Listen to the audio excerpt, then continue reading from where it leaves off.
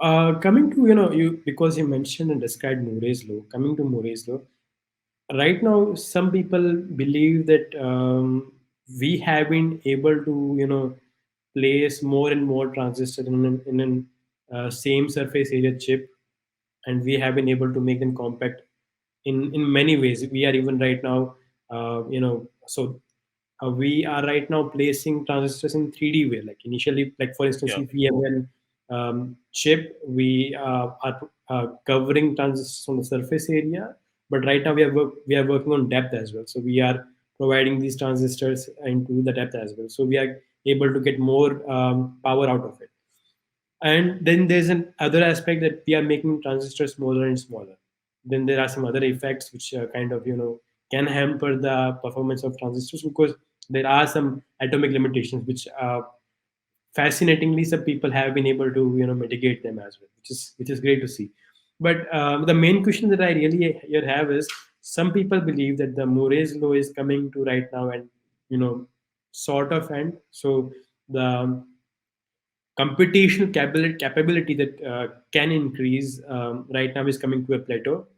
And it might be possible that in some coming years, we might not be able to see as strong as computers every year as we are seeing it right now. What is your opinion on this? And yeah, let's start with this question. What is your opinion on this?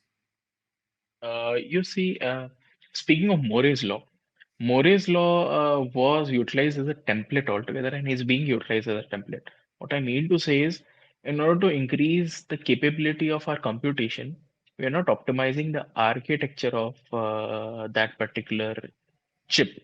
We are just scaling it and we are just adding in our features. Right. So, to give it more sense, if we want our house to be like Mannat of Shah Rukh Khan, we Mm-hmm. are buying land equivalent of Mannat every year.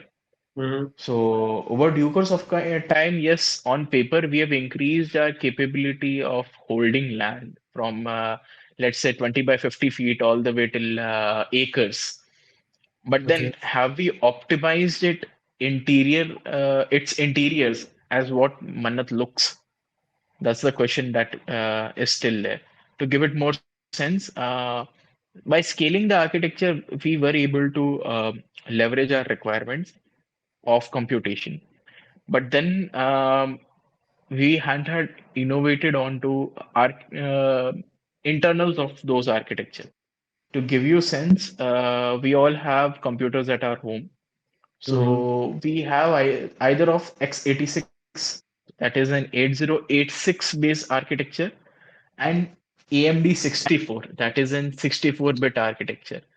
Now, Right. I believe 8086 is quite familiar name that you've heard in your curriculars, Definitely. and it's quite old processors. It's one of the formative processors, and like if I want to give you a date where 8086 came into picture, it was in 1978.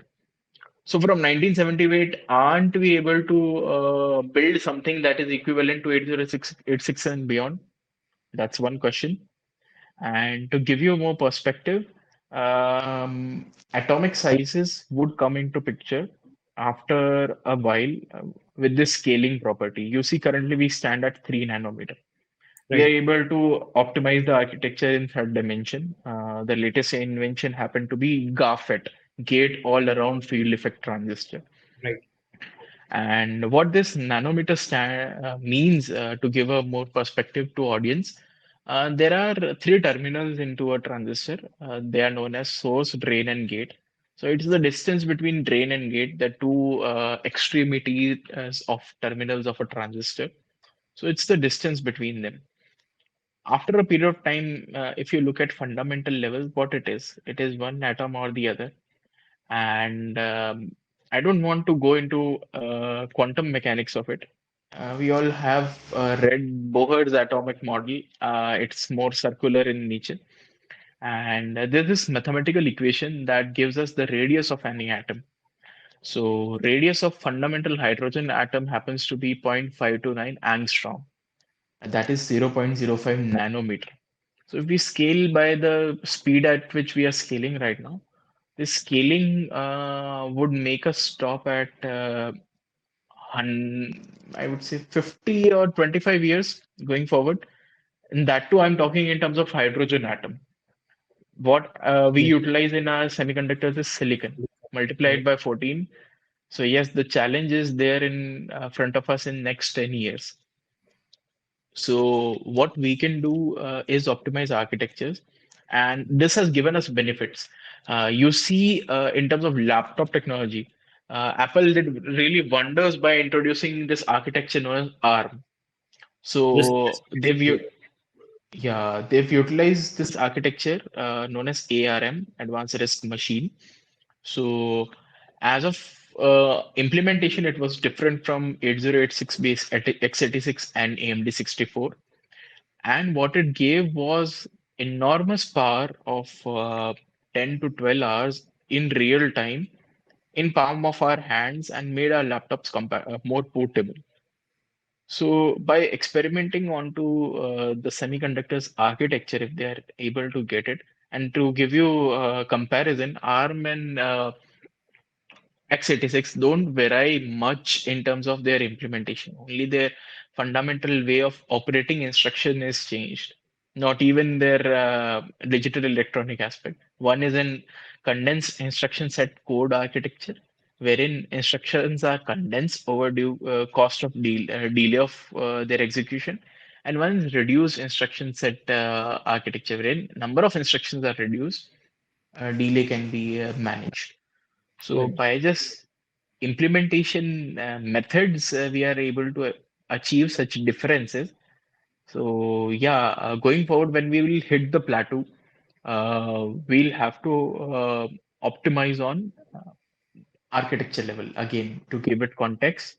When we have limitation of property, how we make it look more luxurious by investing in the internals, by decorating the interiors. To point it on a lighter note, you see videos on Instagram wherein people install mirrors at their very small homes in Hong Kong and Mumbai, for that matter, to make them look big. So that's how we leverage the enhancements by internally tweaking in systems and getting the results after that petal plateau.